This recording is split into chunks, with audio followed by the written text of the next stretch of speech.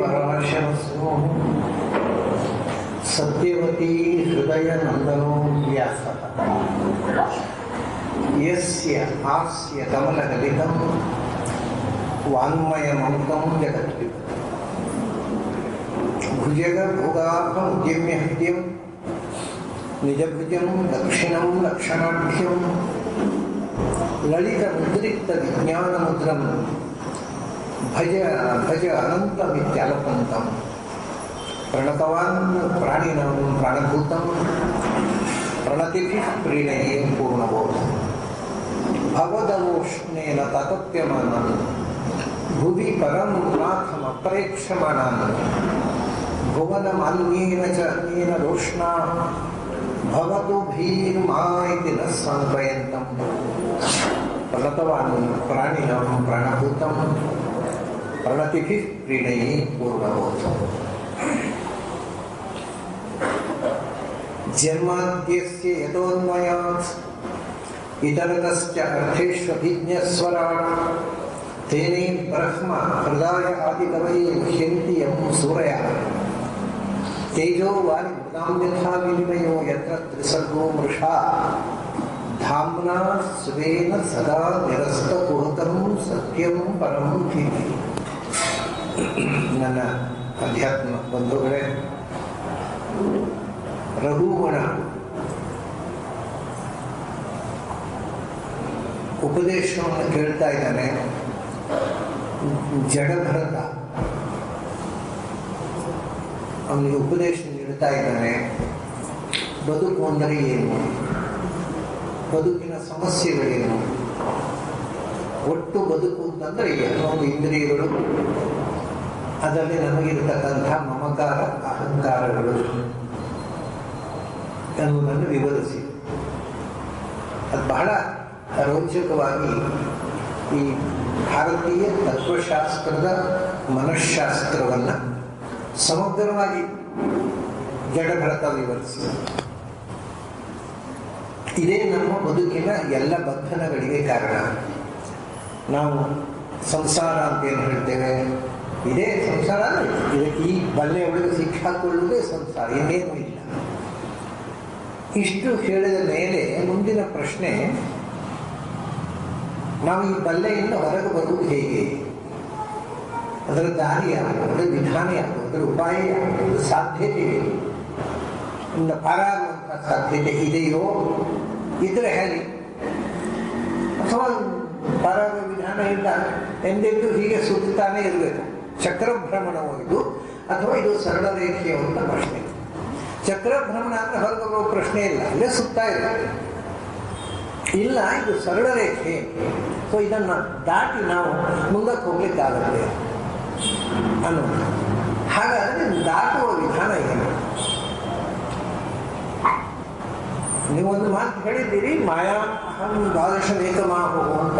ಈ ನಾನು ಮತ್ತು ಅದರ ಬೈ ಪ್ರಾಡಕ್ಟ್ ನನ್ನ, ಇದೇ ಎಲ್ಲ ಸಮಸ್ಯೆಗಳಿಗೆ ಮೂಲ. ಅದು ಇದರಿಂದ ಕಳಿಸಿಕೊಳ್ಳೋದು ಹೇಗೆ ಅಂತ ಒಂದು ವಿಧಾನ ಬೇಕಿದೆ ನಮಗೆ. ಏನು ಮಾಡಿದರೂ ಇದನ್ನು ಕಳಿಸಿಕೊಳ್ಳಿಕ್ಕೆ ಆಗೋದು. ನಮ್ಮ ಎಲ್ಲ ವ್ಯವಹಾರ ಇದು ಎರಡರಲ್ಲೇ ಇರೋದು, ನಾನು ಮತ್ತು ನನ್ನ. ಇದನ್ನು ಬಿಟ್ಟು ವ್ಯವಹಾರವೇ ಇಲ್ಲ. ಮತ್ತು ಬಿಡಬೇಕು ಅಂದರೆ ನಮ್ಮ ಮನಸ್ಸೇ ಬಿಡಲಿಕ್ಕೆ ಹೇಳೋದಿಲ್ಲ. ನಮ್ಮ ಬಹಳ ಹಚ್ಚಿಕೊಂಡಿರೋ ಸಂಗತಿ ಅದು ನಾನು ಮತ್ತು ನಾನು. ಪ್ರಾಯ ನಾವು ಯಾವುದೇ ಭಾಷೆ ಇರಬಹುದು, ನಮ್ಮ ಮಾತೃಭಾಷೆ, ನಾವು ಬಳಸುವ ಅತ್ಯಂತ ಹೆಚ್ಚು ಶಬ್ದ ಅಂದರೆ ನಾನು ಮತ್ತು ನಾನು. ನಾವು ಒಟ್ಟು ಮಾತಿನಲ್ಲಿ ಬಳಸುವ ಶಬ್ದಗಳಲ್ಲಿ ನೀವು ಲೆಕ್ಕ ಇಟ್ಟರೆ ಬಹಳ ಹೆಚ್ಚು ನಾವು ಬಳಸುವ ಶಬ್ದ ನಾನು ಮತ್ತು ನನ್ನ. ಅದರಿಂದಾಗಿ ನಾವು ಈ ಸಮಸ್ಯೆಗಳನ್ನು ನಾವೇ ಬಳಸಿಕೊಂಡಿದ್ದೇವೆ. ಅದರಿಂದ ಕಳಚಿಕೊಳ್ಳುವ ವಿಧಾನ ಏನು, ಅದನ್ನು ಮುಂದೆ ಹೇಳ್ತಾರೆ ಜಡಭರತ. ಯಾಕೆಂದರೆ ಯಾರು ಹೇಳಬೇಕು ಇದನ್ನು ಕಳಿಸಿಕೊಂಡವ್ರು ಹೇಳಬೇಕು. ಇಲ್ಲೇ ಇದ್ದವರೇ ಅದು ಉಪಾಯ ನಾನು ಹೇಳ್ತೇನೆ ಅವ್ರು ಹೇಳಿದರೆ ನಾವು ನಂಬುದು. ಯಾಕಂದರೆ ಅವರೇ ಕಳಿಸಿಕೊಳ್ಳಿಲ್ಲ. ಕಳಿಸಿಕೊಳ್ಳದವರು ನಾವು ದಾರಿ ತೋರಿಸ್ತೇವೆ ಬಂದರೆ ಮೊದಲು ನೀವು ಕಳಿಸಿಕೊಳ್ಳಿ ಸ್ವಾಮಿ, ಆಮೇಲೆ ದಾರಿ ತೋರಿಸಿ. ಹಾಗಾಗಿ ಯಾರು ದಾರಿ ತೋರಿಸ್ತಾರೆ ಅವರು ಇನ್ನು ದಾಟಿ ನಿಂತವರು ಇದ್ರು. ಜಡಭರತ ಆ ಎತ್ತರಕ್ಕೇರಿದನು. ಯಾಕೆಂದರೆ ಅವನು 3 ಜನ್ಮಗಳಲ್ಲಿ ಒಮ್ಮೆ ಚಕ್ರವರ್ತಿಯಾಗಿ ಇಡೀ ದೇಶವನ್ನು ಆಳಿದವ. 2ನೇ ಜನ್ಮದಲ್ಲಿ ಇದ್ದಕ್ಕಿದ್ದ ಹಾಗೆ ಒಂದು ಜಿಂಕೆಯಾಗಿ ಹುಟ್ಟಿದ. ಆ 2ರ ನೆನಪಿನಿಂದ ಮಾಗಿದ ಚೇತನವಾಗಿ ಜಡಭರತ. ಒಮ್ಮೆ ಚಕ್ರವರ್ತಿ, ಮತ್ತೊಮ್ಮೆ ಒಂದು ಕಾಡಿನ ಪ್ರಾಣಿ. ಒಮ್ಮೆ ಎಲ್ಲರೂ ಅವನ ಪಾದದ ಬುಡದಲ್ಲಿ ಅಡ್ಡ ಬಿದ್ದು ಅವನನ್ನ ಪಾಲಕ್ಕೆ ಗೊತ್ತಿದ್ರು, ಈಗ ಅವನು ಇನ್ನೊಬ್ಬರ ಪಾಲಕ್ಕೆ ಹೊರಬಿಡ್ತಾರೆ. ಅಂದರೆ ಜೀವನ ಪೂರ್ತಿಯಾಗಿ ಅರ್ಥ ಮಾಡಿಕೊಂಡು ಅದನ್ನು ಎಲ್ಲ ಮೀರಿ ನಿಂತಹ ವ್ಯಕ್ತಿಯಾಗಿದ್ದಾರೆ ಜಡಭರ. ಹಾಗಾಗಿ ಅವನು ಹೇಳ್ತಾನೆ, ಇದನ್ನು ಮೀರಬೇಕಾದ್ರೆ ಏನು ಮಾಡಬೇಕು ಅಂತ ದಾರಿ ನಾನು ಹೇಳ್ತೀನಿ. ಹೇಳ್ತಾನೆ, ನಯಾವದೇತಾಂ ತನುಭನು ನರೇಂದ್ರ ವಿಧೂಯ ಮಾಯಾಂ ವಯುನೋದಯೇನ ವಿಮುಕ್ತ ಸಂಘ ಜಿತ ಷಟ್ ಸಪತ್ನ. ಇದೆಲ್ಲ ಜೀವನದಲ್ಲಿ ನಾವು ಸಾಗಬೇಕಾದ ದಾರಿಯನ್ನು ಪಟ್ಟಿ ಕೊಟ್ಬಿಡ್ತಾನೆ. ವೇದಾರ್ಥ ತತ್ವ ಭ್ರಮತೀಹ ತಾವತ್. ಈ ಚಕ್ರದಲ್ಲೇ ಸುತ್ತಾಡುವುದು ಎಲ್ಲಿಯ ತನಕ? ಚಕ್ರದಿಂದ ಆಚೆಗೆ ನೆಗೆದಿಕ್ಕೆ ಆಗೋದೇ ಇಲ್ಲ. ಇಹ ಭ್ರಮತಿ ಅಂತ ಹೇಳ್ತಾನೆ. ಅಲ್ಲಿಯ ತನಕ ಇಲ್ಲಿಯೇ ಸುತ್ತಬೇಕು. ಎಲ್ಲಿಯ ತನಕ? ಯಾವಾಗ? ತಾವತ್ತು ಭ್ರಮತಿ. ಅಲ್ಲಿ ತನಕವೂ ನೀವು ಏನು ಮಾಡಿದ್ರು ಚಕ್ರದಲ್ಲೇ ಸುತ್ತೋದು. ಚಕ್ರದಿಂದ ಹೊರಗೆ ಹೋಗ್ಲಿಕ್ಕೆ ಆಗೋದಿಲ್ಲ. ಯಾವಾಗ ಅದರ ಬಿಡುಗಡೆ ಅಂದರೆ, ಬಿಡುಗಡೆ ಆಗದೇ ಇರುವ ಸ್ಥಿತಿ ಯಾವುದು ಅಂತ ತಿಳ್ಕೊಳ್ಳೋಣ. ಅವಾಗ ಅದನ್ನು ದಾಟಿ ಬಿಡುಗಡೆ ಆಗುತ್ತೆ. ನಯಾಮದೆ ತನುಭೃತ್ ನರೇಂದ್ರ ವಿಧೂಯ ಮಾಯಾಂ ವೈನೋದಯೇನ. ಮೊಟ್ಟ ಮೊದಲು ಇದಕ್ಕೆ ಕಾರಣ ಮಾಯಾ ಅಂತ ಹಿಂದೆ ಹೇಳಿದೆವು ನಾವು. ಮಾಯಾ ಅಂತಂದರೆ ನಾನು ಅನ್ನೋದು ಮುಖ್ಯ ಮಾಯೆ. ಅದರ ಬೈಕ್ ನಾನು ಮತ್ತು ನನ್ನದು, ಇವು 2 ನಮ್ಮನ್ನು ಕಾಡ್ತಕ್ಕಂಥ ಮಾಯೆಗಳು. ಮಾಯಾಂ ಅಹಂ ದ್ವಾದಶಮೇಕ ಮಾತು. ಮಾಯಾ ಅಂದರೆ ನಾನು ಮತ್ತು ನನ್ನದು. ಈ ನಾನು ಮತ್ತು ನನ್ನದು ಅನ್ನೋದನ್ನು ಯಾವತ್ತೂ ವಿಧೂಯ ಎಲ್ಲಿ ತನಕ ಇದನ್ನು ಕಳಿಸಿಕೊಳ್ಳಿಕ್ಕೆ ಆಗೋದಿಲ್ಲ. ನಯಾವದೇತ ಯಾರು ಇದನ್ನು ಕಲಿಸಿಕೊಳ್ಬೇಕಾಗಿದ್ದರೆ ಮೊದಲು ನೋಡಿ, ನಾವು ಎಲ್ಲೋ ಒಂದು ಪ್ರಾಣಿಯಾಗಿ ಹುಟ್ಟಿದರೆ, ಒಂದು ಪಕ್ಷಿಯಾಗಿ ಹುಟ್ಟಿದರೆ ಇದನ್ನು ಕಲಿಸಿಕೊಳ್ಳಿಕ್ಕೆ ಆಗೋದೇ ಇಲ್ಲ. ಮೊದಲು ಇದರ ಅರ್ಹತೆ ಬರೋದು ಯಾವಾಗ ಅಂದರೆ ನಾವು ತನುಭೃತ್ ಆದಾಗ. ತನುಭೃತ್ ಅಂದರೆ ಬರೀ ದೇಹವನ್ನು ಧರಿಸುವುದಲ್ಲ, ಸಾಧನ ಶರೀರವನ್ನು ಧರಿಸುವುದು. ಅಂದರೆ ಇದನ್ನು ದಾಟಲಿಕ್ಕೆ ಸಾಧ್ಯ ಆಗುವುದು ಮನುಷ್ಯ ಶರೀರದಿಂದ ಮಾತ್ರ. ಸಾಧನ ಶರೀರ ಅಂತ ನಾವು ಕರೀತೇವೆ ಮನುಷ್ಯನ ಶರೀರಕ್ಕೆ. ಅದರಲ್ಲಿ ಅಂದರೆ ಈ ಚಕ್ರ ಭ್ರಮಣದಲ್ಲಿ ಒದ್ದಾಡುವುದು ಮನುಷ್ಯನೇ. ಪ್ರಾಯ ಮನುಷ್ಯನಷ್ಟು ನಾನು ನನ್ನದು ಅಹಂ ಮಮಕಾರ ಪ್ರಾಣಿಗಳಿಗಿಲ್ಲ. ಈ ಅಹಂ ಜಾಸ್ತಿ ಆಗೋದು ಮನುಷ್ಯರಿಗೆ. ಅಹಂ ಜಾಸ್ತಿ ಆದ ಮಮವೂ ಜಾಸ್ತಿ ಆಗುತ್ತೆ. ಈ ನಾನು ನನ್ನದು ಅಂತ ಪ್ರಾಯ ನೋಡಿ, ನಾವು ಪ್ರಾಣಿಗಳು ಅಂತ ಹೇಳ್ತೀವಿ, ಸಸಾರ ಮಾಡ್ತೇವೆ. ಆದರೆ ಅವುಗಳಿಗೆ ನಮ್ಮಷ್ಟು ಅಹಂಕಾರ ಮಮಕಾರಗಳಿಲ್ಲ. ಒಂದು ಪಕ್ಷಿ ಮರಿ ಹಾಕುತ್ತೆ, ಮೊಟ್ಟೆ ಇಡುತ್ತೆ, ಅಥವಾ ಒಂದು ಪ್ರಾಣಿ ಮರಿ ಹಾಕುತ್ತೆ. ಆ ಮರಿ ಅಥವಾ ಆ ಪಕ್ಷಿ ಅದು ಎದ್ದು ಓಡಾಡಲಿಕ್ಕೆ ಸಾಮರ್ಥ್ಯ ಹೊಂದುವ ತನಕ ಅದಕ್ಕೆ ಆಹಾರ ನೀಡುತ್ತಾರೆ. ಅದಕ್ಕೆ ತಾನೇ ಓಡಾಡುವ ಸಾಮರ್ಥ್ಯ ಬಂದ ಕ್ಷಣದಲ್ಲಿ ಮನೆಯಿಂದ ಒಂದು ಓಡಿಸ್ತಾರೆ. ಮನುಷ್ಯ ಮಾಡ್ತಾನ ಇಲ್ಲ, ಅಯ್ಯೋ ನನ್ನ ಮಗ ಅಂತ ಬೊಂಬಿ ಹೊಡ್ಕೊತಾನೆ. ಅವನು ಏನು ಅಪ್ಪನ ದಿವಾಳ ತೆಗೆದು ಮಗನ ಮೇಲೆ ಮೋಹ. ಯಾವ ಪ್ರಾಣಿಯೂ ಹಾಗೆ ಸಾಯೋ ತನಕ ನನ್ನ ಮಗ ನನ್ನ ಪ್ರೊಡಕ್ಷನ್ ಅಂತ ಹಂಚಿಕೊಳ್ಳುವುದಿಲ್ಲ. ಅದಕ್ಕೆ ಕೈಕಾಲು ಗಟ್ಟಿಯಾಗಿ ಅದು ರೆಕ್ಕೆ ಗಟ್ಟಿಯಾಗಿ ಬಲಿತ ಕೂಡಲೇ ಅವು ನೆಸ್ಟಿನಿಂದ ಹೊರಕ್ಕೆ ಗೂಡಿನಿಂದ ಹೊರಗೆ ದಬ್ಬಿ ಬಿಡುತ್ತವೆ. ಹಾಗೆ ಈ ಪ್ರಾಣಿಗಳು, 4 ಕಾಲಿನ ಪ್ರಾಣಿಗಳು ನಮ್ಮ ತಾಯಿ ಒಂದು ಓಡಿಸ್ಬಿಡುತ್ತೆ, ನಿನ್ನ ದಾರಿ ನೀನು ನೋಡಿಕೋ. ಅಂದರೆ ಆ ಮಟ್ಟಿಗೆ ಅವು ಮಮಕಾರವನ್ನು ಗೆದ್ದಿರ್ತಾರೆ. ಮನುಷ್ಯನೇ ಆಗೋಲ್ಲ. ಅದಕ್ಕೆ ಸರಿಯಾಗಿ ಭಗವಂತನೂ ಒಂದು ಮಾಡಿರ್ತಾನೆ. ಪ್ರಾಣಿ 4 ಕಾಲಿನ ಪ್ರಾಣಿ, ಅದು ಹೊಟ್ಟೆಯಿಂದ ಕೆಳಗಿದ್ದ ಅರ್ಧ ಗಂಟೆಯಲ್ಲಿ 4 ಕಾಲಿನ ನಡೆಯಲಿಕ್ಕೆ ಪ್ರಾರಂಭ ಮಾಡಿದೆ. ಈ 2 ಕಾಲಿನ ಪ್ರಾಣಿ ಉಂಟಲ್ಲ, ಅದು ನಡೆಯಲಿಕ್ಕೆ 1 ವರ್ಷ ಆದರೂ ಬೇಕಾಗುತ್ತೆ ಮಿನಿಮಮ್. ಮಹಾ ದರಿದ್ರ ಪ್ರಾಣಿ ಅಂದರೆ ಮನುಷ್ಯ ಪ್ರಾಣಿ. ಅದಕ್ಕೆ ಯಾವ ಅರ್ಹತೆಯೂ ಇಲ್ಲ, ಎಲ್ಲವೂ ನಿಧಾನ. ಮಾತು ಕಲಿಯೋದು ನಿಧಾನ, ನಡೆಯೋದು ನಿಧಾನ. ಮತ್ತೆ ಪರಾವಲಂಬನೆ, ಸಾಯೋ ತನಕ ಯಾರಾದರೂ ದುಡ್ಡು ಕೊಡಬೇಕು ಅಪ್ಪ ಅಮ್ಮ. ಇಂಥ ಒಂದು ದರಿದ್ರ ಜೀವಿ ಮನುಷ್ಯ. ಅಂದ್ರೆ ಹೇಳ್ತಾರೆ, ಈ ಮಾಯಾವಿಧೂಯ ತನುಹೃದ್. ಮೊದಲು ಈ ಪರಾವಲಂಬನೆ ಮಮತೆ ಅತಿಯಾಗಿರುವುದು ಮನುಷ್ಯನಲ್ಲಿ. ಅದನ್ನು ಅವನೇ ಅದನ್ನು ಗಳಿಸಿಕೊಳ್ಬೇಕು. ಇನ್ನೊಂದು ಜನ್ಮದಲ್ಲಿ ಗಳಿಸಿಕೊಳ್ಳೋದಲ್ಲ, ಇನ್ನೂ ಪ್ರಾಣಿಯಾಗಿದ್ದಾಗಲ್ಲ, ತನುಭೃತ್ ಆಗಿದ್ದಾಗ. ತನು ಅಂದರೆ ಇದು ಬರೀ ದೇಹ ಅಲ್ಲ, ಪುರ ಅಂತ ಹೇಳ್ತೇವಲ್ಲ ನಾವು, ಪುರುಷ ಅಂತ ಶಬ್ದ ಹಿಂದೆ ಬಂದಿದೆ. ಹಾಗೆ ಈ ಸಾಧನ ಶರೀರವನ್ನು ಹೊಂದಿರತಕ್ಕಂಥ ವ್ಯಕ್ತಿ, ಇದನ್ನು ರಾಜನನ್ನು ಕುರಿತು ಅವರು ಹೇಳ್ತಾನೆ, ರಘುಗಣನನ್ನು ಕುರಿತು. ನರೇಂದ್ರ, ನೀನು ನರರಿಗೆಲ್ಲ ಒಡೆಯ ಅಂತ ತಿಳ್ಕೊಂಡಿದ್ದೀನಿ. ನರೇಂದ್ರ ಅಂದರೆ ಜನರಿಗೆ, ಪ್ರಜೆಗಳನ್ನು ಸಾಕುವ ರಾಜ ಅಂತ ಅರ್ಥ ನರೇಂದ್ರ ಶಬ್ದಕ್ಕೆ. ಇದು ಒಂಥರದ ಪರಿಹಾಸ. ಇದು ಯಾವ ನರೇಂದ್ರನಯ್ಯ ನೀನು? ನಾನು ಒಂದು ಕಾಲದಲ್ಲಿ ನಿನ್ನ ಹಾಗಲ್ಲ, ನಿಮ್ಗೆ ಯಾವುದೋ ಒಂದು ಮೂಲೆಯ ಹಳ್ಳಿಯ ರಾಜ ನೀನು. ನಾನು ಇಡೀ ಭಾರತದ ಚಕ್ರವರ್ತಿ ಆಗಿದ್ದವ, ಇವತ್ತಿನ ಪಾಲಕ್ಕೆ ಬರ್ತಾ ಇದ್ದೇವೆ. ಯಾವ ನರೇಂದ್ರತ್ವ? ಎಲ್ಲಿದೆ ನರೇಂದ್ರತ್ವ? ಎಷ್ಟು ದಿನದ ಬಾಳುವುದು ನರೇಂದ್ರತ್ವ? ನೀನು ಹುಟ್ಟುವಾಗ ನರೇಂದ್ರ ಆಗಿರಲಿಲ್ಲ, ನಿನ್ನ ಅಪ್ಪ ನಿನಗೆ ಕುಡಿಸಿದ ಕುರ್ಚಿಗೆ ಆಮೇಲೆ ನರೇಂದ್ರ ಆಗಿ, ಇನ್ನು ಯಾರೋ ಮತ್ತೊಬ್ಬ ನಿನಗಿಂತ ಬಲಿಷ್ಠ ರಾಜ ಬಾರದಿದ್ದರೆ ಸಾಗೋ ತನಕ ಕೂತಿರ್ತೀಯ. ಆಮೇಲೆ ಎಷ್ಟು ದಿನದವನು ಈ ನರೇಂದ್ರತ್ವ? ಇದೆಲ್ಲ ಅಭಿಮಾನಿಕ ಅಲ್ಲ ಅನ್ನೋದನ್ನು ನೀನು ನರೇಂದ್ರ ಅದನ್ನು ಮುಂದೆ ಹೇಳ್ತಾನೆ. ನಿನಗೆ ನಾನು ರಾಜ ಅನ್ನುವ ಅಹಂಕಾರ ತಲೆಯಲ್ಲಿ ಅಡರಿದೆ, ಅದು ಬಿಡಬೇಕು ಅಂತ ಹೇಳ್ತಾರೆ. ಮೊದಲು ಬಿಡಬೇಕಾದೇನು ಅಂದರೆ ಅಹಂಕಾರ ತಲೆಯಿಂದ ಇಳಿಬೇಕು. ಇಳದೇ ಇದ್ದರೆ ಬದುಕಿನಲ್ಲಿ ಯಾವ ಎತ್ತರಕ್ಕೂ ಏರ್ಲಿಕ್ಕೆ ಆಗೋದಿಲ್ಲ. ಅದು ಒಂಥರ ಚಪ್ಪಡಿ ಕಟ್ಟಿಕೊಂಡ್ರೆ ಕಾಲಿಗೆ ನೀವು ಉಪರಿಗೆ ಹತ್ತಲಿಕ್ಕೆ ಆಗೋದಿಲ್ಲ. ಅದು ಅಹಂಕಾರ ಅನ್ನೋದು ಈ ಬೆಲೂನಿಗೆ ನೀವು ಹಾಗೆ ಬಿಟ್ಟರೆ ಮೇಲೆ ಹೋಗುತ್ತೆ. ಅದು ಕೆಳಗಿನ ಒಂದು ಕಲ್ಲೆ ಹಾಕಿ ಕಟ್ಟಿಬಿಟ್ರೆ ಹಾಗೆ ಅಹಂಕಾರಕ್ಕೆ ಅಂದರೆ ಅದು ಚಪ್ಪಡಿ ಕಲ್ಲಿದ್ದ ಹಾಗೆ ಅದು ಮೇಲೆ ಹತ್ತಲಿಕ್ಕೆ ಬಿಡೋಲ್ಲ. ಅದು ಯಾವ ಕಾಲಕ್ಕೆ ಎತ್ತರಕ್ಕೆ ಹೋಗ್ಲಿಕ್ಕೆ ಬಿಡೋಲ್ಲ. ಅದು ಹೇಳ್ತಾರೆ, ಮಾಯಾಂ ವಿಧೂಯ. ಯಾವಾಗ ಈ ಮನುಷ್ಯ ಶರೀರದಲ್ಲಿ ಇದ್ದು ನಾನು ನನ್ನದು ಅನ್ನುವಂಥದ್ದು, ಅದು ಅವನದ್ದು ಎಕ್ಸ್ಕ್ಲೂಸಿವ್ ಕ್ವಾಲಿಟಿ. ನಾನು ನನ್ನದು, ಅದನ್ನು ಯಾವಾಗ ಕಳ್ಕೊಳ್ತಾನೆ, ಅವ್ರು ಸಮಯ ಕಳ್ಕೊಂಡ್ರೆ ಆಗುತ್ತೆ. ನೀವು ಹೇಳಿದ ಅರ್ಥ ಆಯಿತು. ಹೇಗೆ ಕಳ್ಕೊಳ್ಳೋದು? ಹೋಗಲ್ಲ, ಹೋಗಂದ್ರೆ ಹೋಗಲ್ಲ. ನಾನು ನನ್ನದು ಅನ್ನೋದು ಕೂತು ಬಿಡು. ಏನು ಆ ಮನುಷ್ಯನಿಗೆ ನಾನು ಅನ್ನೋದು ಪ್ರೆಸ್ಟೀಜು ಯಾವ ಪ್ರಾಣಿಗಳಿಗೂ ಇಲ್ಲ. ಮನುಷ್ಯನ ಹೊಸ ಸಂಗತಿ ಪ್ರೆಸ್ಟೀಜು ಅನ್ನೋದು ಶುರುವಾಗುತ್ತೆ. ನನ್ನ ಪ್ರೆಸ್ಟೀಜು ಕಮ್ಮಿ ಆಯಿತು ಹಾಗೆ ಹೇಳೋದು ಅಂದರೆ ಇದೆಲ್ಲ ಅಹಂಕಾರ ಅಲ್ವ? ನಾವೇ ಆರೋಪಿಸಿಕೊಂಡ ಪ್ರೆಸ್ಟೀಜು ಅದನ್ನು ಕಳ್ಕೊಳ್ಳೋದು ಹೇಗೆ? ನಾವು ಕಟ್ಟಿಕೊಂಡಾಗಿದೆ. ಇನ್ನು ದುಡ್ಡಿಲ್ಲದ ಬದುಕು ಅಂತ ಹೇಳಿದ ಹಾಗೆ, ದುಡ್ಡು ನಾವೇ ಸೃಷ್ಟಿ ಮಾಡಿದ್ವು, ಆದರೆ ದುಡ್ಡಿಲ್ಲದ ಬದುಕೊಂಡು ಇವತ್ತಾಗಲ್ಲ.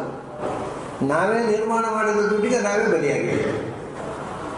ಹಾಗೆ ನಾವೇ ಕಟ್ಟಿಕೊಂಡ ಪ್ರೆಸ್ಟೀಜು ಅಹಂಕಾರ ಅದು ನಮ್ಮನ್ನು ಬಿಟ್ಟು ಹೋಗ್ತಾ ಇಲ್ಲ. ಅದಕ್ಕೆ ಹೇಳ್ತಾನೆ, ಹೋಗಬೇಕಾಗಿದ್ದರೆ ಮೊದಲು ಏನಾಗಬೇಕು? ವೈನೋದಯೇನ. ವಯುನ ಅಥವಾ ವೈನ ಎರಡೂ ಆಗ. ವೈನಂ ವೈನೇ ವೈನಾನಿ ಅಥವಾ ವಯುನ ವೈನೇ ವೈನ. ಸ್ತ್ರೀಲಿಂಗವೂ ಆಗಬಹುದು, ನಪುಂಸಲಿಂಗವೂ ಆಗ್ಬೋದು ಆ ಶಬ್ದ. ಯಾಕೆಂದರೆ ವಯುನಾನಿ ವಿದ್ವಾನ್, ವೇದದಲ್ಲಿ ವಯುನಂ ವೈನೇ ವಯನಾನಿ ಅಂತ ಪ್ರಯೋಗ. ತ್ವದ್ದತ್ತಯ ವಯುನಯ ಇದಮಚಷ್ಟ ವಿಶ್ವ. ಭಾಗವತದಲ್ಲಿ ಸ್ತ್ರೀಲಿಂಗದಲ್ಲಿ ಬೇರೆ ಬೆಲೆ ಮಾಡಿದ್ದಾರೆ. ಹಾಗಾಗಿ ಇದು ಸ್ತ್ರೀಲಿಂಗವೂ ಆಗಬಹುದು, ನಪುಂಸಲಿಂಗವೂ ಆಗಬಹುದು. ಅದರ ಅರ್ಥ ವಯುನ ಅಂದರೆ ಜ್ಞಾನ. ಅದು ಸ್ತ್ರೀಲಿಂಗ ಆದರೂ ಒಂದೇ, ನಪುಂಸಲಿಂಗ ಆದರೆ ಅರ್ಥ ವ್ಯತ್ಯಾಸ ಏನೂ ಇಲ್ಲ. ವಯುನೋದಯೇನ, ನಿನಗೊಂದು ಭ್ರಮೆ ಹೋಗಬೇಕು, ನಾನು ತಿಳಿದವನು ಅಂತ. ಆ ಭ್ರಮೆ ಹೋಗಬೇಕು, ನಿಜವಾದ ತಿಳಿದವನು ನಾನು. ಪ್ರತಿಯೊಬ್ಬನಿಗೂ ಒಂದು ಭ್ರಮೆ ಇದೆ. ನಾನು ತುಂಬ ಗೊತ್ತುಂಟು, ಇನ್ನೇನು ಕಲೀಲಿಕ್ಕೆ ಉಂಟು, ನನಗೆಲ್ಲ ಗೊತ್ತಿದೆ, ನಿಜ. ಈ ನನಗೆ ಎಲ್ಲ ಗೊತ್ತಿದೆ, ನಾನು ಇನ್ನೇನು ತಿಳ್ಕೊಳ್ಳಿಕ್ಕೆ ಉಂಟು ಅನ್ನುವಂಥ ಭ್ರಮೆ ಹೋಗಬೇಕು, ನಿಜವಾದ ಅರಿವು ಬರಬೇಕು.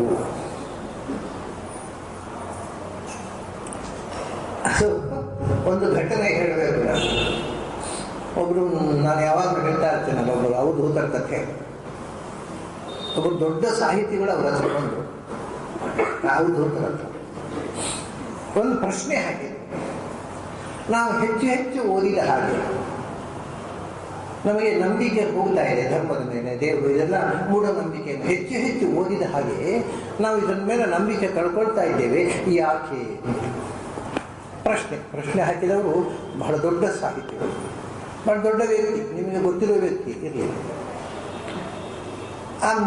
ಅವಧೂತರ ಹತ್ರ ಈ ಪ್ರಶ್ನೆ ಹಾಕಿದ್ರು. ನಾನು ಒಟ್ಟಿಗಿದ್ದೆ, ಅವಧೂತರ ಜೊತೆಗೆ ನಾನಿದ್ದೆ, ಅವ್ರು ಸಾಹಿತಿಗಳು ಇದ್ದರು, ಇನ್ಯಾರೋ ಒಬ್ಬರಿಬ್ಬರಿದ್ದು ಒಂದು 3-4 ಜನ. ಒಂದನೇದಾಗಿ ಅವಧೂತರು ಹೆಚ್ಚು ಓದಿದರೆ ಅಂತ ಹೇಳಿದ್ದಾರೆ. ಹೆಚ್ಚು ಓದಿದಾಗ ನಂಬಿಕೆಯನ್ನು ಕಳ್ಕೊಳ್ತೇವೆ ನಾವು. ತಕ್ಷಣ ಅವರನ್ನು ನೆಗಾಡಿ ಒಂದು ಕಣ್ಣು ಮುಚ್ಚಿ ಸಣ್ಣಗೆ ನಕ್ಕರು. ಅದು ಕೇಳಿದ್ರು, ಹೆಚ್ಚು ಓದಿದ್ದು ಕಾರಣ ಅಲ್ಲ, ಹೆಚ್ಚು ಓದಿದ್ದೇನೆ ಅಂತ ತಿಳ್ಕೊಂಡದ್ದು ಕಾರಣ. ನಿಮ್ಮ ಅಪನಂಬಿಕೆ ಕಾರಣ ನಾನು ತುಂಬ ತಿಳ್ಕೊಂಡಿದ್ದೇನೆ ಅನ್ನೋ ಭ್ರಮೆ. ಎಲ್ಲರನ್ನೂ ಕಾಣುವುದೇ, ಪ್ರತಿಯೊಬ್ಬರಿಗೂ ನಾನು ತುಂಬ ಗೊತ್ತಿದೆ, ನನಗೆ ಅಂತ ತಿಳ್ಕೊಳ್ಳಿಕ್ಕೆ ಅನ್ನುವ ಭ್ರಮೆ ಇರ್ತದೆ. ಆದರೆ ಒಂದು ಸಣ್ಣ ಸಂಗತಿ ಗೊತ್ತಿರೋದು, ಏನು ಗೊತ್ತಿಲ್ಲ ಅನ್ನೋದೇ ಗೊತ್ತಿರೋದಿಲ್ಲ, ಉಳಿದೇನು ಗೊತ್ತಿರೋದು. He knows not that he knows not. He is a fool, shun him. ಗೊತ್ತಿಲ್ಲ ಅನ್ನುವ ಸಿಂಪಲ್ ಫ್ಯಾಕ್ಟೇ ಗೊತ್ತಿಲ್ಲ, ಎಲ್ಲ ಗೊತ್ತಿದೆ ಅನ್ನೋ ಭ್ರಮೆ ಕೊಡೋದಾಗ್ತಾರೆ.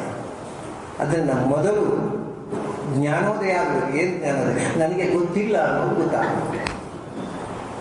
ಆ ಗೊತ್ತಿಲ್ಲ ಅನ್ನೋದು ಗೊತ್ತಾಗಬೇಕು ಅನ್ನೋ ಆಸೆ ಹುಟ್ಟುತ್ತೆ, ಜ್ಞಾನ ಬೆಳೆಯುತ್ತೆ. ಈಗ ಏನಾಗಿದೆ ಅಂದರೆ, ಎಂತ ತಿಳ್ಕೊಳ್ಳಿಕ್ಕುಂಟು, ನಾನು ತಿಳ್ಕೊಂಡದ್ದು ಸಾಕು, ಊರು ತೆಗೀಲಿ ಸಾಕು. ಈ ಭ್ರಮೆ ಎಲ್ಲರಲ್ಲೂ, ಪ್ರತಿಯೊಬ್ಬರು ತಿಳ್ಕೊಳ್ತಾನೆ. ಸರ್ವೋಪಿ ಮನ್ಯತೆ ಲೋಕೆ ಆತ್ಮಾನಂ ಬುದ್ಧಿಮಂತರಂ.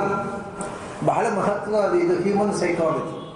ಅಶ್ವತ್ಥಾಮ ಹೇಳಿದ್ದು, ಪ್ರಪಂಚದ ಪ್ರತಿಯೊಬ್ಬ ಗಂಡಸೂ ಕೂಡ ಹೀಗೆ ತಿಳ್ಕೊಂಡಿರ್ತಾನೆ. ಏನು ಅಂತ, ಆತ್ಮಾನಂ ಬುದ್ಧಿಮಂತರಂ. ಈ ಜಗತ್ತಿನಲ್ಲಿ ಎಲ್ಲರಿಗಿಂತ ಹೆಚ್ಚು ಬುದ್ಧಿವಂತ ನಾನು. ಉದೋರಿಗೆ ಬುದ್ಧಿ ಇದೆ, ಆದರೆ ಹೆಚ್ಚು ಬುದ್ಧಿ ಇರುವುದು ನನಗೆ.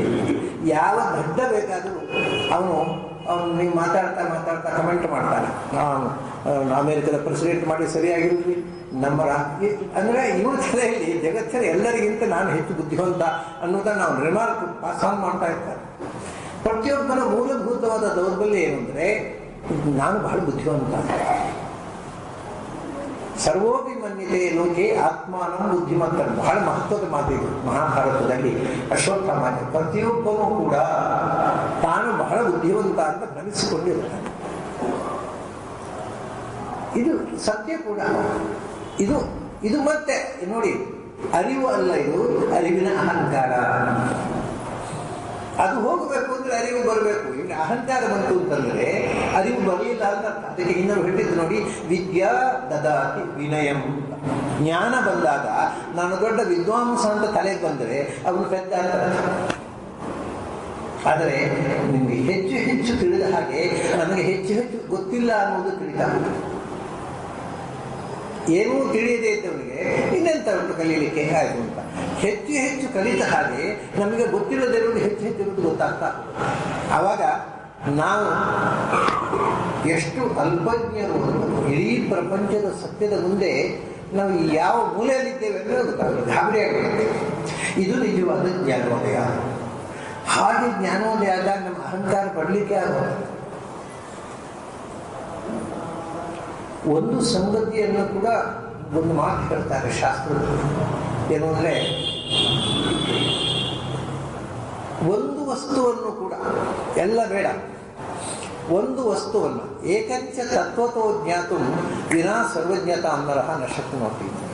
ಒಂದು ಸಂಗತಿಯನ್ನು ಪೂರ್ತಿ ತಿಳಿಯಬೇಕಾಗಿದ್ರೆ ಎಲ್ಲ ಸಂಗತಿಯನ್ನು ತಿಳ್ಕೋಬೇಕಾಗುತ್ತೆ. ಯಾಕೆಂದರೆ ಇಡೀ ಪ್ರಪಂಚದ ಪ್ರತಿಯೊಂದು ವಸ್ತುವು ಕೂಡ ಇಡೀ ಒಂದೊಂದು ಪಿಂಡಾಂಡು ಬ್ರಹ್ಮಾಂಡದಿಂದ ಲಿಂಕ್ಡ್ ಆಗಿದೆ. ಅದನ್ನು ಒಂದು ವಸ್ತು ಪೂರ ತಿಳಿಯಬೇಕಾಗಿದೆ. ನಿಮಗೆ ಒಂದು ಆಟಮ್ ಪೂರ ತಿಳಿಯಬೇಕಾಗಿದ್ದರೆ ಇಡೀ ಯೂನಿವರ್ಸ್ ಗೊತ್ತಿರಬೇಕು. ಯಾಕಂದರೆ ಅದರದ್ದೇ ಸೂಕ್ಷ್ಮ ರೂಪ. ಅಂದ್ರೆ ಒಂದು ಪರಮಾಣು ಗೊತ್ತಾಗದ್ರೆ ಇಡೀ ವಿಶ್ವದ ರಹಸ್ಯ ಗೊತ್ತಾಗಬೇಕು. ಇದರ ಪರಮಾಣು ಏನೊಂದು ಗೊತ್ತಾಗಲ್ಲ. ಅಂದರೆ ಒಂದು ವಸ್ತು, ನಾವು ಒಂದು ವಿಷಯ ಚೆನ್ನಾಗಿ ಗೊತ್ತಿದೆ ಅಂತ ಯಾರಾದ್ರು ಹೇಳಿದರೆ ಅವ್ನು ಇಡೀ ವಿಶ್ವ ಗೊತ್ತಿರಬೇಕು. ಇಲ್ಲದಿದ್ದರೆ ಏನೋ ಸ್ವಲ್ಪ ಗೊತ್ತಿದೆ ಅಷ್ಟೇ. ಅದು ಆ ಎಚ್ಚರ ಬರುವುದೇ ವೈಮೋದಯ. ನನಗೆ ಏನೂ ಗೊತ್ತಿಲ್ಲ ಅನ್ನೋದು ಗೊತ್ತಾಗುತ್ತೆ.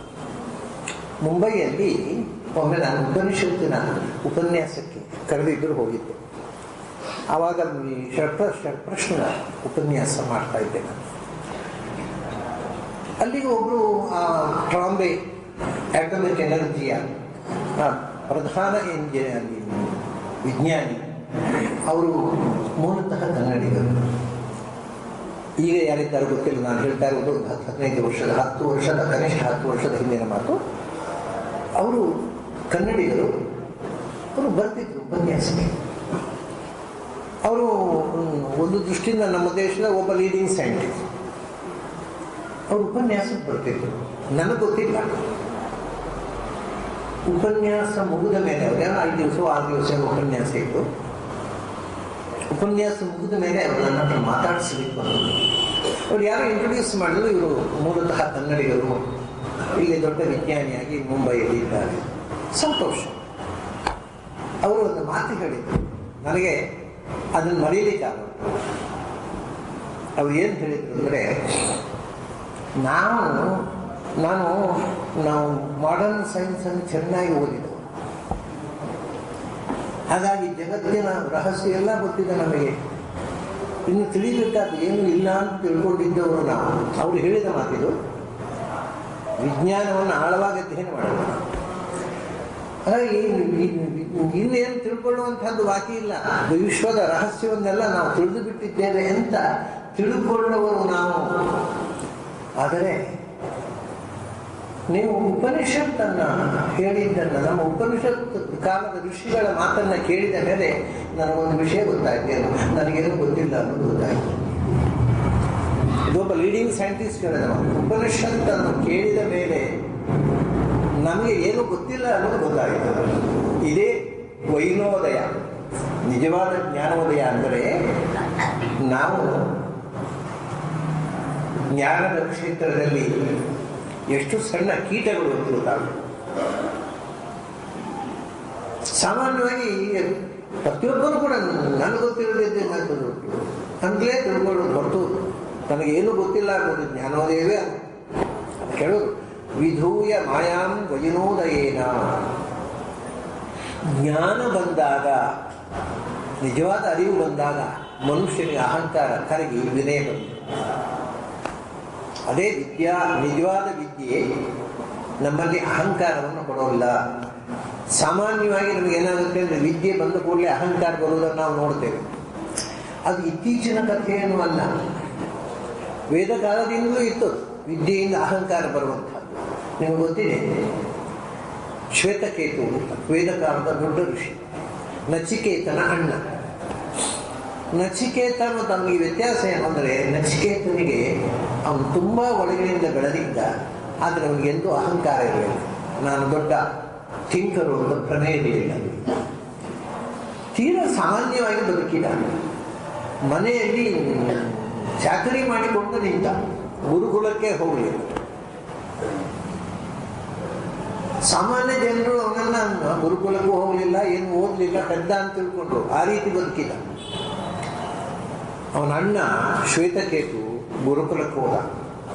ಗುರುಕುಲಕ್ಕೆ ಹೋಗಿ ಗುರುಕುಲದಲ್ಲಿ ಅವನಿಗೆ ಒಂದು ಹೆಸರು ಬಂತು.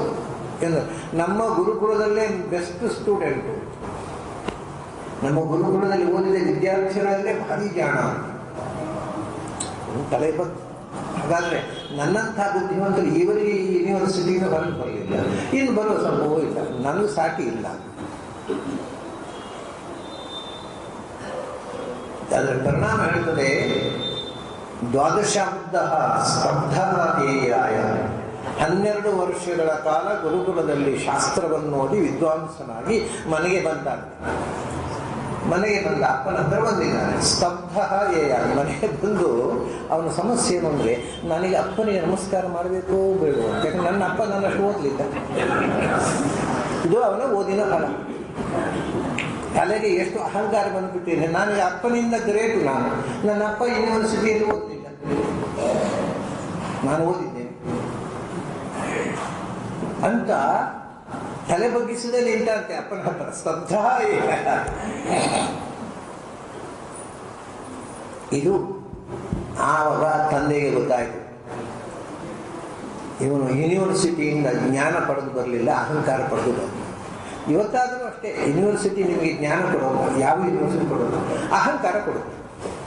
ಅವರು ನಾನು ಯೂನಿವರ್ಸಿಟಿಯಲ್ಲಿ gold medalist, first class, first rank, ಇಂಥ ಭ್ರಮೆಗಳಲ್ಲೇ ಇರೋದು ಹೊರತು ಯಾವ ಜ್ಞಾನವೂ ಬರೋಲ್ಲ. ಯೂನಿವರ್ಸಿಟಿಯಿಂದ ಹೊರಗೆ ಬಂದಾಗ ನಮ್ಮ ಶಿಕ್ಷಣ ಸಂಸ್ಥೆಗಳಲ್ಲಿ ಬರೀ ಅಹಂಕಾರವನ್ನು ಹಂಚ್ತಾರೆ. ಆಗ ತಂದೆ ಅವನು ಬೆವರಿಳಿಸ್ಬಿಡ್ತಾನೆ, ಅದು ಬೇರೆ ವಿಷಯ. ಆಮೇಲೆ ಸ್ವಲ್ಪ ತಣ್ಣಗಾಗ್ತಾನೆ. ಆದ್ದರಿಂದ ಮೊದಲು ನಮಗೆ ಬರಬೇಕಾದ್ದೇನು ಅಂದರೆ, ನಾವು ಹೆಚ್ಚು ಹೆಚ್ಚು ಓದಿದ ಹಾಗೆ ಹೆಚ್ಚು ಹೆಚ್ಚು ಸಣ್ಣವರ ಸೆಟದಲ್ಲಿರುವುದಲ್ಲ, ಬಗ್ಗುವುದಕ್ಕೆ ಕಲಿಯಬೇಕು.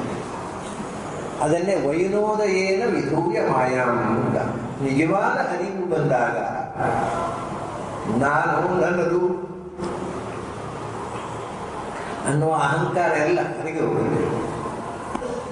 ಮಾಯಾಂ ವಿಧೂಯ, ಅದನ್ನು ಎಲ್ಲಿ ತನಕ ಇದು ಕರಗೋದಿಲ್ವೋ ಅಲ್ಲಿ ತನಕ ಭ್ರಮತಿ ಅಂತ ತಾವ ಚಕ್ರ ಭ್ರಮ, ಅಲ್ಲಿ ತನಕ ಇಲ್ಲೇ ಸುತ್ತಾಡಬೇಕು, ಹೊರಗೆ ಬರುವ ದಾರಿ ಇಲ್ಲ. ಬಹಳ ಮುಖ್ಯವಾದ ಸಂಗತಿ ಇದು. ಅವನು ವೈನೋದಯೇನ ಮಾಯಾಂ ವಿಧೂಯ, ಜ್ಞಾನದಿಂದ ಅಹಂಕಾರವನ್ನು ಕಳಚಿಕೊಳ್ಳಬೇಕು. ನಮಗೆ ಅಹಂಕಾರ, ಇನ್ನೊಂದು ಮಾತು ಗೊತ್ತಾಯ್ತು ಈಗ, ನಮ್ಮಲ್ಲಿ ಅಹಂಕಾರ ಯಾಕೆ ಹೋಗುವುದಿಲ್ಲ ಅಂದರೆ ನಮಗೆ ಜ್ಞಾನ ಏನಿದೆ. ಅಜ್ಞಾನವನ್ನೇ ಜ್ಞಾನ ಅಂತ ತಿಳ್ಕೊಂಡು ನಾವು ಮಹಾಬುದ್ಧಿವಂತರು ಅಂತ ಭ್ರಮಿಸಿಕೊಂಡಿರುವುದರಿಂದ. ವೈನೋದಯೇನ ವಿಧೂಯ ಮಾಯಾಂ, ಅದಕ್ಕೆ ತನು ಬರುತ್ತದೆ. ಅವನು ಮನುಷ್ಯನಾಗಿ ಹುಟ್ಟಿದ್ರೆ ಮಾತ್ರ ಇದೆಲ್ಲ ಸಾಧ್ಯ. ಅಹಂಕಾರ ಮಾಡುವುದಕ್ಕೂ ಮನುಷ್ಯನಾಗಬೇಕು, ಅಹಂಕಾರ ಕಳಚಿಕೊಳ್ಳೋದಕ್ಕೂ ಮನುಷ್ಯನೇ ಆಗಬೇಕು, ಇನ್ಯಾರಿಗೂ ಆಗೋದು. ಅಹಂಕಾರ ಕಳಚಿಕೊಂಡ್ರೆ ಏನಾಗುತ್ತೆ? ಜ್ಞಾನೋದಯದಿಂದ ಅಹಂಕಾರ ಕಳಚಿಕೊಳ್ಳುವ ಏನು, ಅದರಿಂದ ನಮ್ಮಲ್ಲಿ ವ್ಯತ್ಯಾಸ ಏನು ಗೊತ್ತಾಗುತ್ತೆ. ನಮಗೊಂದು ಇವರು ಅಹಂಕಾರ ಕಳಚಿಕೊಂಡಿದ್ದಾರೆ ಗುರುತಿಸುವುದು ಹೇಗೆ ಗೊತ್ತಾಗುತ್ತೆ. ಸಾಮಾನ್ಯವಾಗಿ ಒಬ್ಬ ಮನುಷ್ಯ ಅವನ ನಡೆನುಡಿಯಲ್ಲಿ ಅಹಂಕಾರದ ಛಾಪಿ ಇರುತ್ತೆ. ಆದರೆ ಅಹಂಕಾರ ಬಿಟ್ಟಾಗ ಏನಾಗುತ್ತೆ ಅಂದರೆ ವಿಮುಕ್ತ ಸಂಗ್ರಹ ಜಿತಷಟ್ ಸಪತ್ನ. ಬಹಳ ಮುಖ್ಯವಾದ ಬದಲಾವಣೆ ಅಂದರೆ ವಿಮುಕ್ತ ಸಂಗ್ರಹ. ಅವನಿಗೆ ಯಾವ ಕ್ರಿಯೆಯಲ್ಲೂ ಕೂಡ ಫಲದ ಅಟ್ಯಾಚ್ಮೆಂಟ್ ಇರೋದಿಲ್ಲ. ಯಾವುದನ್ನು ಮಾಡುವಾಗಲೂ ಹೀಗಾಗಬೇಕು, ಅದಾಗಬೇಕು, ಇದಾಗಬೇಕು ಅಂತ ಯಾವ ಅಟ್ಯಾಚ್ಮೆಂಟು ಅವನ ಇರೋದು. ಯಾಕೆಂದರೆ ಹೀಗಾಗಬೇಕು ಅಂತ ಡಿಮಾಂಡ್ ಮಾಡಲಿಕ್ಕೆ ನಾನು ಯಾರು? ಈಗೆಲ್ಲ ಅವ್ನು ತಲೆ ಕೆಟ್ಟು ಹೋಗುತ್ತೆ ಅವನಿಗೆ. ನಾನು ಅಂತ ಹೇಳ್ಬೇಕಾದ್ರೆ ಈಗ ಹೀಗೆ ಆಗಬೇಕು ಅಂತ ಡಿಮಾಂಡ್ ಮಾಡಲಿಕ್ಕೆ ನಾನು ಯಾರು? ಅಥವಾ ನಾನು ಡಿಮಾಂಡ್ ಮಾಡಿದ್ರೆ ಹೇಗೆ ಆಗುತ್ತಾ? ನಾವು ಬಯಸಿದ ಹಾಗೆ ಆಗುತ್ತಪ್ಪ ಜಗತ್ತು ಅಥವಾ ಜೀವನ? ಆಗೋಲ್ಲ, ಅದು ಗೊತ್ತಿದೆ. ಮತ್ತೆ ಹಾಗಾದರೆ ನಾನು ಡಿಮಾಂಡ್ ಮಾಡಿದ್ದರಿಂದ ಪರಿಣಾಮ ಏನು ಗೊತ್ತುಂಟ? ನಾನು ಡಿಮಾಂಡ್ ಮಾಡಿದೆ, ನಾನು ಡಿಮಾಂಡ್ ಮಾಡಿದ್ರೆ ಆಗಲಿಲ್ಲ, ಮುಂದೆ ಡಿಪ್ರೆಷನ್ಗೆ ಹೋಗುವುದು, ಡಿಸಪಾಯಿಂಟ್ಮೆಂಟ್. ಹಾಗಾಗಿ ನಾನೇ ನನ್ನನ್ನು ಬೇಕು ಅಂತ ಡಿಪ್ರೆಷನ್ಗೆ ತಳ್ಳಿಕೊಳ್ಳುತ್ತೇನೆ ಡಿಮಾಂಡ್ ಮಾಡುವ ಮೂಲಕ. ಅದರಿಂದ ನಾವು ಮಾಡ್ತಾ ಇರೋದು. ಅದರಿಂದ ಫಲ ಬಂದರೆ ಸಂತೋಷ, ಅದು ಬರಬೇಕು ಅಂತ ಹೇಳಲಿಕ್ಕೆ ನಾನು ಯಾರು? ಬಂದರೆ ಸಂತೋಷ, ಬರಲಿಲ್ಲ ಮರಳಿ ಯತ್ನ ಮಾಡು ಒಂದು ಅಷ್ಟೇ. ಬರುವುದು ಅಥವಾ ಬರದೇ ಇರುವುದು ನಮ್ಮ ಕೈಯಲ್ಲಿಲ್ಲ. ಇದು ಎಲ್ಲ ಕಡೆ ಹಾಗೆ. ನಾವು ನಿಜವಾದ ಸಕ್ಸಸ್ ಒಂದು ಇದೆ. ಇವಾಗ ಒಬ್ಬ ಹುಡುಗ ಪರೀಕ್ಷೆಯಲ್ಲಿ ಕೂಡಬೇಕು. ಪರೀಕ್ಷೆ ಕೊಡುವ ಮುಂಚೆ ನಾನು ಪರೀಕ್ಷೆಯಲ್ಲಿ ಪಾಸ್ ಆಗ್ತೇನೆ ಅಂತ ತೀರ್ಮಾನ ಆದಮೇಲೆ ಪರೀಕ್ಷೆಯಲ್ಲಿ ಕೂಡ್ತೇನೆ ಅಂತ ಕೂಡ್ಲಿಕ್ಕೆ ಉಂಟು ಅವನು ಪರೀಕ್ಷೆಯಲ್ಲಿ. ಮತ್ತೆ ಪಾಸ್ ಆಗೋದೋ ಬಿಡೋದೋ ಅದು ಕಿತ್ತೋರ ಕೈಯಲ್ಲಿ ಇರೋದು ನನಗೆ ಗೊತ್ತಿಲ್ಲ. ನಾನು ಚೆನ್ನಾಗಿ ಓದೋದು ನನ್ನ ಕೆಲಸ, ಓದಿ ಬರೆಯೋದಷ್ಟೇ. ಹೀಗೆ ತೀರ್ಮಾನ ಮಾಡಿದ ಪರೀಕ್ಷೆಯಲ್ಲಿ ಕೂಡ್ತಾನೆ. ಪಾಸ್ ಆಗಲೇಬೇಕು ಅಂತ ತೀರ್ಮಾನ ಮಾಡಿ ಕೂತವ ಒಂದು ವೇಳೆ ಫೇಲ್ ಆದರೆ ಅವನು ಡಿಪ್ರೆಷನ್. ಅಥವಾ ಪಾಸ್ ಆಗ್ತೇನೆ ಅಂತ ಗ್ಯಾರಂಟಿ ಆದಮೇಲೆ ಪರೀಕ್ಷೆ ಕೂಡ್ತೇನೆ ಅನ್ನೋ ಜೀವಮಾನದಲ್ಲಿ ಪರೀಕ್ಷೆ ಕೊಡ್ತೇನೆ. ಒಂದೆರಡು ಸಂಗತಿ ಅಲ್ಲ, ಎಲ್ಲದಲ್ಲೂ ಹೀಗೆ. ಒಬ್ಬ ರೋಗಿ ಡಾಕ್ಟರ್ ಹತ್ರ ಹೋಗ್ತಾನೆ, ಅವರೊಂದು ಮದ್ದು ಬರ್ಕೊಡ್ತಾರೆ. ಈ ಮದ್ದು ತಗೊಂಡ್ರೆ ಗುಣ ಆಗುತ್ತೆ ಅಂತ ಗ್ಯಾರಂಟಿ ಕೊಟ್ಟರೆ ತಗೋತಾರೆ ಅಂದರೆ ಹೋಗು ಮನೆ ಹುಚ್ಚರ ಆಸ್ಪತ್ರೆ ಸೇರಿರ್ತಾರೆ. ಯಾವುದೇ ಒಂದು ಫಲದ ಬಗ್ಗೆ ಡಿಮಾಂಡ್ ಮಾಡುವ ಅಥವಾ ಆಗಲೇಬೇಕು ಅಂತ ಪಟ್ಟು ಹಿಡಿಯುವ ಇಡೀ ಜೀವನದಲ್ಲಿ ಎಲ್ಲವೂ ಇಲ್ಲ.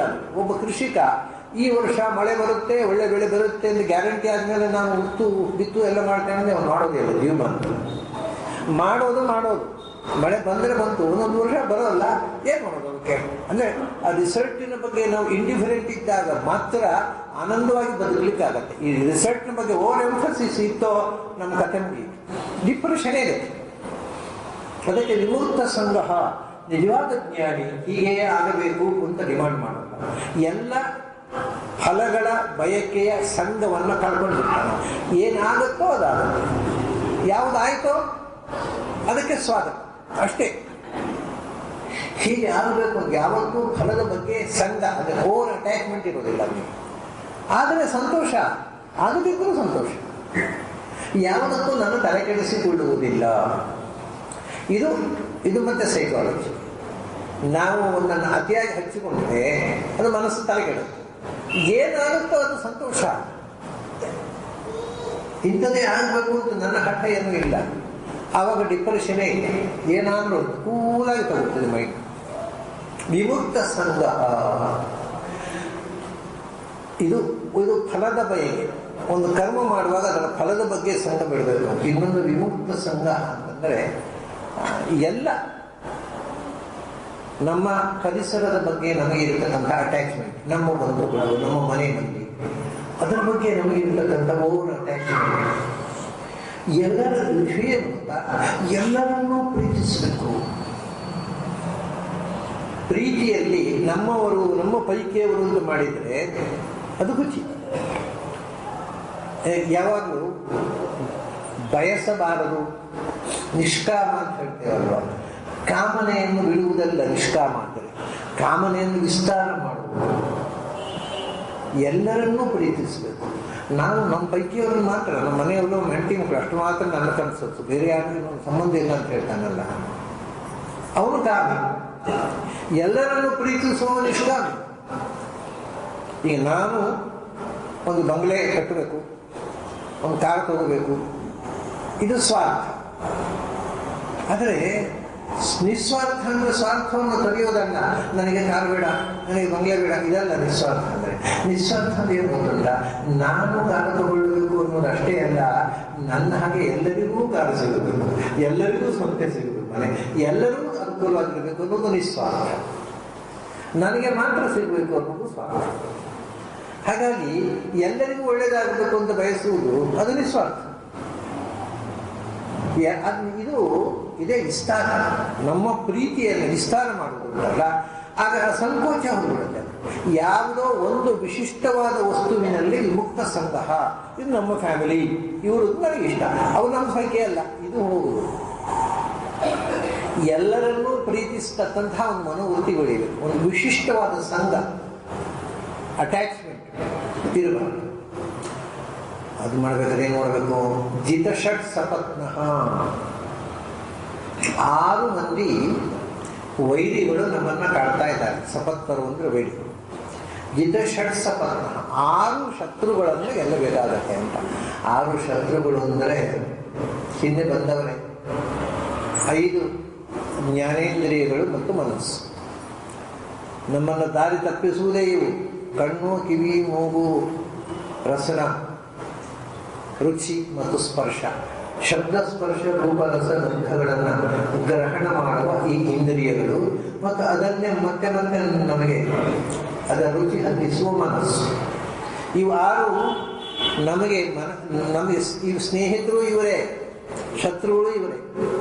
ಇದನ್ನು ಸದುಪಯೋಗ ಮಾಡಿದರೆ ಇವರೇ ನಮ್ಮ ಸ್ನೇಹಿತರು. ಅದನ್ನು ದುರುಪಯೋಗ ಮಾಡಿದರೆ ಅವೇ ನಮ್ಮನ್ನು ಶತ್ರುಗಳು. ಹಾಗಾಗಿ ಈ 6 ಮಂದಿ ಶತ್ರುಗಳನ್ನ ಗೆಳೆಯರನ್ನಾಗಿ ಪರಿವರ್ತಿಸಿಕೊಳ್ಬೇಕು. ಆಗ ನಮಗೆ ವಿರೋಧವಾಗಿ ಏನು ಮಾಡೋಲ್ಲ.